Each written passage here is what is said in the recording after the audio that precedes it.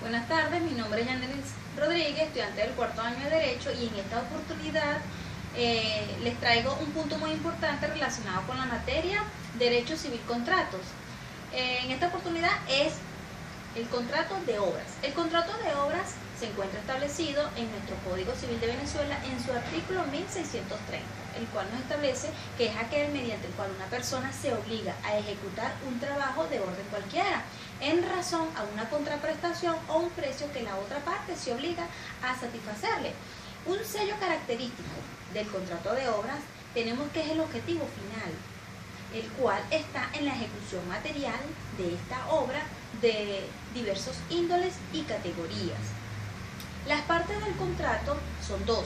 Debemos mencionar que es el comitente, que es el dueño de la obra, y el contratista u operario, quien es el que va a ejecutar la obra, obrero o artesano.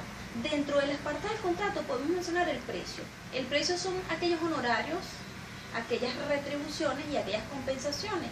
Es elemental que en los términos del contrato se especifique el precio de la obra. Luego podemos ubicar el contrato dentro de la clasificación de los contratos a título oneroso, porque existe una contraprestación. Es un contrato en principio de carácter obligatorio. Es un contrato consensual porque se requiere el consentimiento de ambas partes. Es un contrato bilateral porque existen dos partes. Es un contrato intuito personal en la persona del contratista. ¿Por qué? Porque tiene una trascendencia especial jurídica, tanto en el error como en la muerte del mismo contratista. Es un contrato en la cual puede ser conmutativo, pero que a la vez puede ser aleatorio. ¿Por qué? Tenemos el caso, un ejemplo, cuando el precio en la participación del contratista depende de las eventuales utilidades que generen esta obra. En cuanto a las formas del contrato, la ley distingue dos formas. La primera es cuando el contratista suministra la mano de obra y los materiales para la construcción de la obra. Cuando se da esta forma, se dice que este contrato se rige por las reglas del contrato de compra-venta, porque es una venta a futuro que todavía no se ha construido ni se ha realizado. Entonces, al culminar la obra, se transmite al comitente y este a su vez debe de cancelar la obra. La otra forma es cuando el contratista solo suministra la mano de obra y el comitente suministra lo que es los materiales. Es fundamental que en esta forma de contrato el contratista se obligue a ejecutar la obra en los plazos establecidos y especificados en el contrato, en los términos que allí se pautan.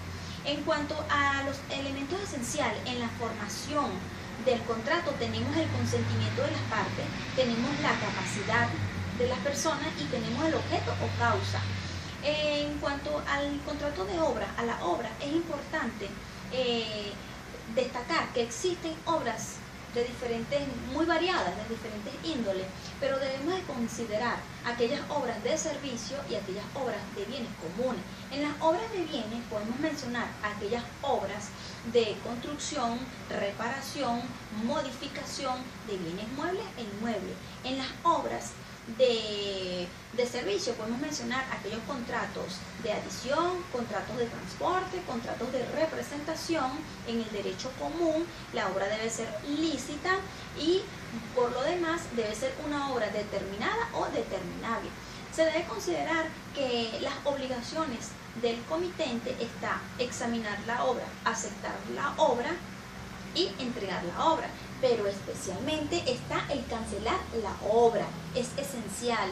Si el comitente no cancela la obra ni se estipula el precio de la obra, el contrato es nulo. Y en las obligaciones del contratista son dos principalmente, que es ejecutar la obra y entregarla, y que este a su vez, el comitente, esté satisfecho con la obra.